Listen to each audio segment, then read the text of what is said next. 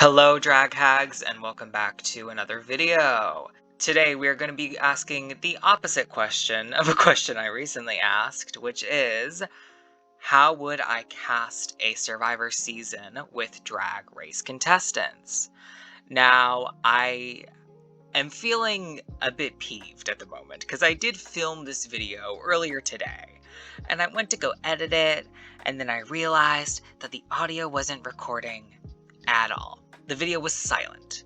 And I just spent like 20 minutes trying to fix my microphone, and it's currently on a very high setting, the audio input, and it still is barely picking up my voice. I have to be very forceful with my words, I feel like, for it to really pick up what I'm saying, and I have to hold it like an inch from my mouth.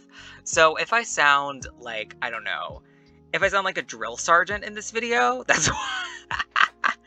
That's probably why. Drill sergeant's too masculine. I mean, let's say like a, I don't know, like a woman running a frozen yogurt shop. The best one in town. Yeah, we'll do that. So, in this video, I wanted to originally do 18 contestants, because, you know, Survivor, like, New Era, quote-unquote, is fully exclusively 18-person casts, but I could not do that. I could not choose who to cut, so we have 20. And this is not just based off of, like, oh, would they do well on Survivor? This is based off of, like, a whole myriad of different reasons why these people should be cast. Because either they'll be good at Survivor, they'll be funny to watch be on Survivor, I get the sense that they would thrive being on Survivor, or they would be wonderful TV in a social strategic game. Those are really the four main reasons that any of these people were cast. My only requirement besides that was if I could find out for a fact that they spoke English. I try to keep my videos centered in some sense of reality. You know, like reviewing seasons, it will take place like in the time they're placed in. So if somebody gets injured and gets removed, then that's still going to happen, you know? So to keep this grounded in a sense of reality, I feel like everybody should be able to effectively communicate with each other. So I only picked Drag Race contestants that I knew could speak English for this video. I'm going to be going through this in season order of their Drag Race seasons. Well, until we get to international, then that's just by franchise, really. But for the US, we'll be going in order. I did not cast anybody from seasons 1 or 2 of Drag Race. I deeply considered Jujubee and Tatiana to be on this cast. Jujubee just because I thought it'd be funny. I think it'd be funny to see Jujubee do Survivor, and I think Tatiana would be not afraid to play the game of Survivor. But I ended up choosing others over them, so I apologize to those out there who would have wanted to see them on here. But I did choose one contestant from season 3, and that contestant was Miss Raja Gemini herself. Raja is certainly in the category of, I think it'd just be fun to see, well, actually she's in 2 categories. I think it'd be fun to see her out there, and I think she would thrive. I see Raja leading a yoga session on the beach. I see her being the kind of tribe center, the advice giver that people go to. She is mother. Well, okay, she's auntie. And so, I just see her being like a grounded, fun presence who is having a good time, you know, away from the technology, away from the stressors of real life, and, you know, instead dealing with the stressors of Survivor. I just think Raja would be a perfect casting choice for this. I did not pick anybody from season 4 of Drag Race. I honestly didn't consider anybody from season 4 of Drag Race. But we do have somebody from season 5. And that person is Detox. Now, Detox for me fits into, honestly, most of the categories. Like, for some reason, I have a gut feeling that she would thrive. I have a vision in my head that I've had since I even thought of this video concept of Detox cutting off the head of a chicken. And I just don't know why that sits in my brain, but it does. I just see her saying fuck it and doing the shit. I feel like she fits in the categories of, like, she would thrive, she would be an entertaining person to see do it, and also I think she would be down to, like, play the game, you know? I really see that for her. And I think, you know, I feel like I almost had to put somebody from Alaska Talks on here. I feel like that would have been like a lost, opportunity. And Detox was the one in my brain who was like, it's an absolute win for Detox for me. There's nobody on this cast from seasons 6 and 7. I honestly, I considered Kennedy Davenport for like a minute, but there were other people who I felt like kind of ended up filling Kennedy's slot. We're kind of a streak of a few people who have very similar, I feel like, roles in this, and the one I decided to cut at the end was Kennedy. But we do have 2 contestants from RuPaul's Drag Race season 8. And those contestants are Derek Barry and Naomi Smalls. I feel like they were locks, just immediately. You know that they are down to play the game, are going to speak what's on their mind, and those are really 2 people that you really fucking need here. Though there are a lot of different criteria, knowing that they are down to, vote a bitch off and say why they did it, and go around, make alliances, strategize, cut a bitch when they need to. Like, it was... they were locks from the very fucking beginning. There was no way I was not going to put them 2 on here. Am I interested in seeing them deal with, like, the survival aspects of it? Not really. Not personally. I feel like there is content that can be better had from, like, most of the people in this cast over them, personally. But for those 2 aspects I listed, they were absolute locks. Next up, we have Sasha Velour. Now, Sasha fits pretty exactly into the same kind of situation as Raja does for me, where I think the 2 things going for her are that I feel like she would thrive. I just see it for her. And I also feel like it would be very entertaining to see Sasha just kind of react to Survivor in real time. Because I don't think Sasha would particularly care very much about, like, the, actual, like, competition aspect of it. But I think watching people try to talk strategy with Sasha, and Sasha just being like, okay. She's very chill vibes to me, Sasha. And I get the vibe that she would just be sitting with Raja, talking about whatever. People would come up to say their vote, and they'd be like, yeah, sure. Like, they're kind of the calming presences of this season. And I feel like the season needs that. So they are here for those reasons. We're going to be continuing this streak with Season 10, and we have 2 contestants from Season 10. They are the All-Stars 4 sisters themselves, Monet Exchange and Monique Hart. Now, Monet Exchange is a verified Survivor fan. Jeff Probst has sent, like, a thank you video to Monet Exchange. You can find it on the internet. So, like, Monet was an absolute lock from the very beginning. Very similar to Derek and Naomi for me. I was never not going to put Monet on this cast. I think Monet would be really fitting into all 4 categories of this, where I think she would be down to play the game. It'd be fun to watch her. I feel like, I'm going to say 3, because I don't know if she would thrive. I think she would hate it out there, actually, now that I think about it. But I think she'd hate, the environment out there. I think she would get very annoyed with the living situation. I don't know why I see it for her. And I know that she would, say what's on her mind and provide good entertainment. Mo Hart is here, slightly just because I adore Mo Hart with every fiber of my being. Also because really the main reason is I think it'd be so funny to watch Mo Hart play Survivor. I think it'd be so funny.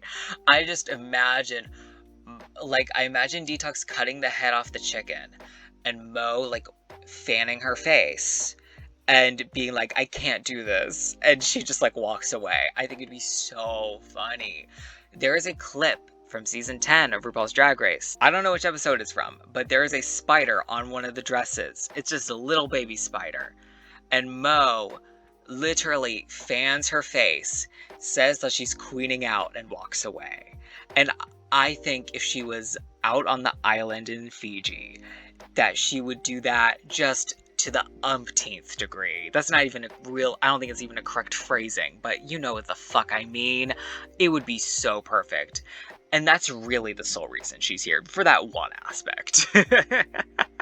We have nobody from season 11 on this cast. I did consider Evie Oddly for a minute, but I thought there were other queens that kind of filled a similar role that she was filling that I would be more interested personally to see play.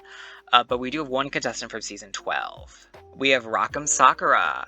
Now, Rakam, I see fitting into really two of the main categories where I think she's down to play, and I think she's going to say what's on her mind. And I almost mean down to play less as the strategy. I do think for the strategy with her too, but mainly I think about the competitions. I see there being a challenge with a mud pit and Rackham volunteering to do the mud pit. You know? Like, I think she is down to, like, get dirty, rough, and tumble with it. And I think it'd just be very interesting because a lot of this cast is people who have, like, made it very far in seasons and made it to finales in these seasons of Drag Race. Whereas Rackham is one of the few here that, you know, wasn't early out on their season. One of only, I think, 3 contestants to not make it past the halfway mark of their seasons. So I feel like that would also be very interesting to see. From season 13, we have Utica. I think Utica fits pretty well into 2 of these criteria for me, which as far as I can remember is a unique kind of set of 2 criteria, and that I think she would be down to play the game, and that it'd be fascinating to see her just experience Survivor. I see Utica in a very similar situation to Mo, but instead of recoiling when she sees the chicken's head cut off, she's like, oh, wow! Like, I think it'd be so funny to see Utica be on Survivor. My one concern with Utica is that we kind of saw on her season that the line between like playful jokiness and, you know, the line between like reading and shade and just like actual like, you know, insults was a hard line to find. But I feel like if she goes in there and is like her fully confident self, I feel like she can engage in the social strategic portion of this and do a good job. I just see it for her. I think I see a little strategic mastermind in that brain there of Utica, because yes, I do. So I had to put her on here. From season 14, we have 2 contestants, Diabetti and Carrie Colby. They are both here really for the exact same reasons. 1, they're going to say what's on their mind. 2, they will play the game. Those are the 2 reasons for each of them.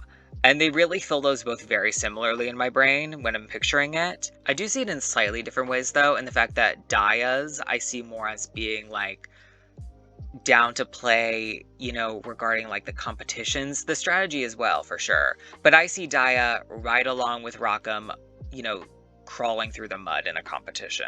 On the other hand, I see Carrie Colby being more of, you know, the social strategic, you know, we're gonna vote them out. It's okay, as long as it's not me, who cares? So they're definitely here both filling similar styles of play to me, and I think that relationship between those 2 and the similar styles of play would be interesting to see unfold. Last but not least, for the US seasons, we have Sasha Colby and Selena S. Titties from season 15. Sasha Colby, I feel like, definitely fits into the categories of I can see her thriving out there. I mean, she is a glamazon in her being. I see her wearing her tribe buff like a tube top, just walking around and just living. And I feel it so hard for her. I also think that she would be somebody who is not afraid to say what's on her mind. Those are the 2 I see for her, where I think she would have a good time and also would be not afraid to call a bitch out. Selena S. Titties. If you do not know, Selena S. Titties is on an episode of Legends of the Hidden Temple. I almost said Raiders of the Lost Ark. I don't know why the fuck I almost said that. But Selena, I feel like, is definitely down to do the competition. Again, more in the Rackham and Daya aspects I've already said of ready for the rough and tumble of it. And I also think it'd be funny to see Selena do Survivor in real time. I don't know why I keep saying in real time, because it's not in real time. It's, you know, it's an edited television show, but you know what I mean. I just think it'd be funny to see Selena react to Survivor as a game, because I don't know if she would be super into the social strategicness of it. I'm not sure, but I think it'd be funny to see what happens with that. I also just love Selena's titties. Everybody loves titties. Okay, so we're going to be moving on to international seasons now. We're going to be starting off with Canada, and I did cast one person from Canada season 1. That person is Priyanka. Priyanka is really here for the fact of I think it'd be funny to watch Priyanka play Survivor. That's honestly it. I mean, would she potentially be down for the competition of it? I don't know. Would she thrive? I don't know. Would she say what's on her mind? I don't know. Do I know that watching Priyanka play Survivor would be so funny? Yes, I know that for a fact. So she's on here. Like, that's pretty much it. I just think it'd be incredibly entertaining to see Priyanka play Survivor. And also, like, she's television gold as, like, her being. I mean, she was literally a television host. So, like, I mean, there was no doubt in my mind I wanted to see Priyanka do this. There's nobody from Canada Season 2 on here. I did consider Suki Doll for a hot minute, but she was one of the first people I cut. I just felt like it'd be interesting to see Suki. Suki was in a similar vein in my brain as the Rajas and Sasha Velours of the world, but I decided to cut her. We do have one contestant from Canada Season 3. That contestant is Miss Fiercelicious.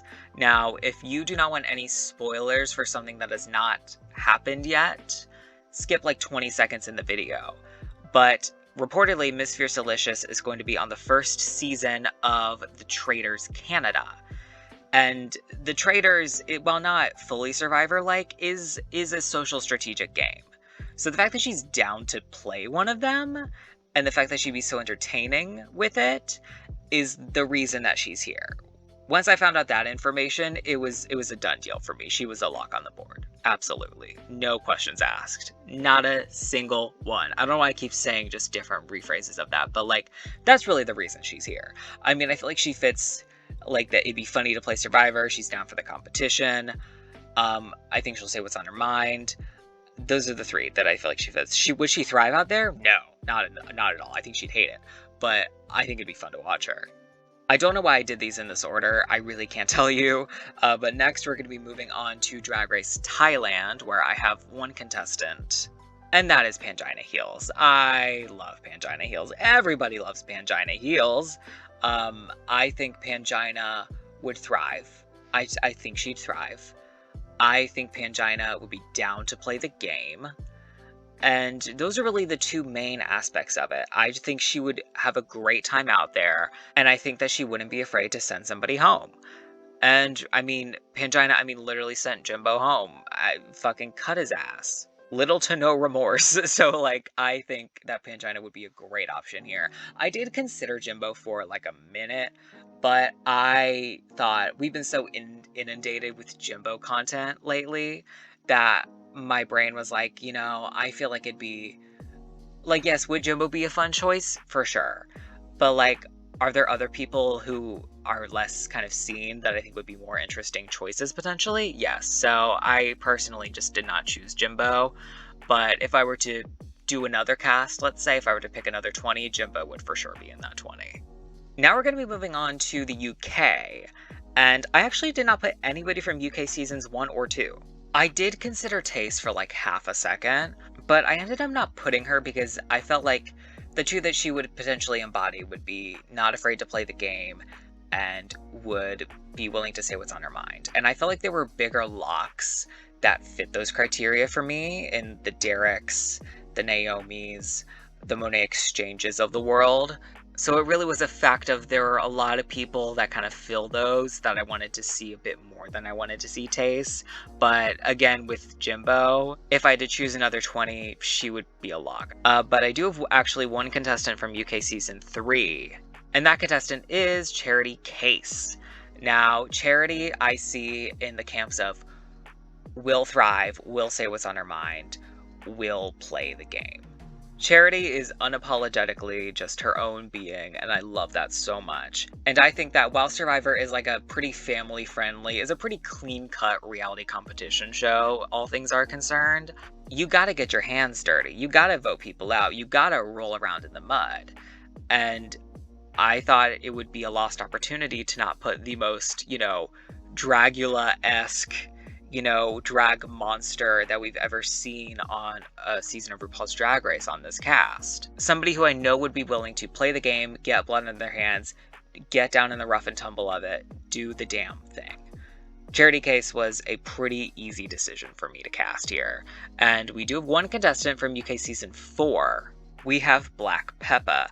Now, Black Peppa really fits into the criterias of I think she would thrive, and I think she'd be down to play the game. Those are the main two I see for her. I see her like kikiing almost with like the Rajas and Sasha Velours, and just be like talking about life, just sitting around the fire.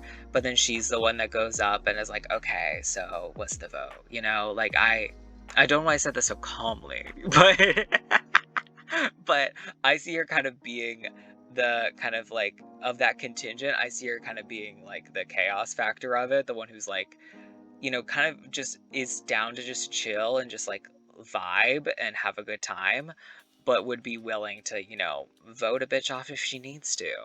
And I mean, Black Peppa is just great TV as a whole, so I mean, I had to cast her here. We do have one contestant from Drag Race Italia coming from season 1.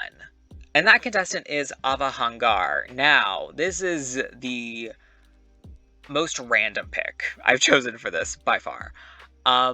I have not seen all of Italia season 1. I will fess up to that right now.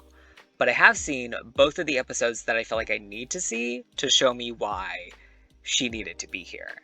Now, if you do not know the lore of Drag Race Italia, on episode, I believe 3, Ava got a critique from Priscilla, the host, that she looks like a truck driver on the runway.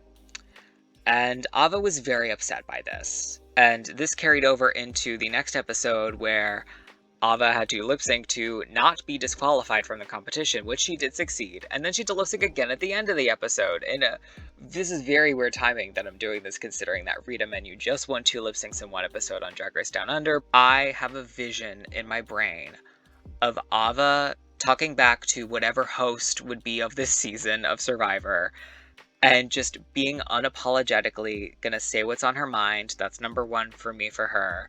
That was the weirdest way to phrase that. And then I also see her being down to play the game. Those are the main 2. I think she's gonna say what's on her mind. She's gonna play the game. I see the potential in Ava. She's almost less of a, I know she's gonna do well and she's gonna be entertaining with this. It's more of a, I see the light that she will bring to it, and I just want to see her blossom within it. Which is a very poetic way to say that at the end, isn't it? But we're going to move on to our final contestant, who's from Drag Race Down Under. Did not cast anybody from season 1, didn't really consider anybody personally, but I did cast one person from season 2. Last but not least, we have Queen Kong. Queen Kong, I see as somebody who would really, in a similar situation to Black Peppa, where I feel like her 2 criteria are, I think she would thrive, and I think she'd be down to play the game. And actually, no, she's also going to say what's on her mind. She is 3 there, I think, actually. Queen Kong, in a similar vein to, like, Sasha, for me, is very much just, like, the tallest, most beautiful glamazon, and I think that she would thrive in that sense of just, strutting around the island, doing her own damn thing. She is just gorgeous. And I guess I should mention, they would not be in drag. I'm saying everything like they're not in drag, even though I just made it sound like Queen Kong would be in drag, but I don't give a fuck. She's a glamazon out of drag, in drag, who gives a shit? But I just think she would be down to play, would be good to watch, would say what's on her mind, thrive. I mean, the criteria that I'm using the whole time. All of it. These would be my predicted top 4 of the season. I kind of wanted to choose people that I thought exemplified the different kind of categories of this, so to say. I really only chose people who I kind of included in the criteria of I think would be down to play the game. And I wanted to choose different people who had different other criteria surrounding them within that. So I think Carrie Colby would get very far here, and obviously Survivor never has like a top 4, it's a top 3, but I thought, to be fair, with the other video I did saying a top 4 for Drag Race, it would make the most sense to talk about a top 4, I guess, here. So Carrie Colby, I see as somebody who has influence. People are going to, come to her and talk to her about strategy. She's going to say what's on her mind. She's going to be potentially a figurehead of an alliance, I see for Carrie. And also, she has built-in allies a little bit. She has Sasha here, too. Sasha Colby is also on this cast. So I see Carrie Colby kind of ringleader of an alliance vibes, able to manipulate people below her to do what she wants, is able to get to the end in a very kind of Harvard-y shallow style. With Detox I do think will engage in the strategy as well, but I think is going to be more of the middle person, kind of the second in command. I see Detox ending up as somebody's kind of second in command person, where she's absolutely engaging in the strategy of it and is going to, say what's on her mind about things, but in reality is a second in command to somebody like Carrie. Or I see her as kind of ending up being the remnants of an alliance that is made up with a bunch of strategic people, and she just kind of happens to be the one that's left, where due to her, being somebody who's going to say what's on her mind and being somebody who, might end up being focused more on, the survival aspect and the, kind of saying what's on her mind, aspect of it, where I think Detox is almost one of those people that might just be left alone for a while. Those are really the two ways I see Detox going in this. For Rock'em Sakura, I see Rock'em as like the immunity challenge winner. I see her winning a bunch of challenges. I think that, would she be the biggest in this strategy? No. But would she participate in it? Absolutely. But I see Rock'em as like Terry Deeds. That's the weirdest fucking sentence I've ever said, but that's exactly how I see Rock'em in this scenario. Where she's just winning immunities. She's engaging in strategy talk, but like, that's less of her focus. And I don't mean to go back, I forgot to say something about Detox, but if I had to compare Detox to anybody, I get okay, this is a pick, but Kara K from Survivor 36. Oh wait, no, 36, 37. Fuck me, I'm a fake fan. No.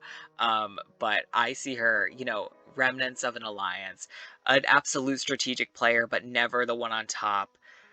One that, through potentially some fault of their own, potentially none, ends up being there at the end.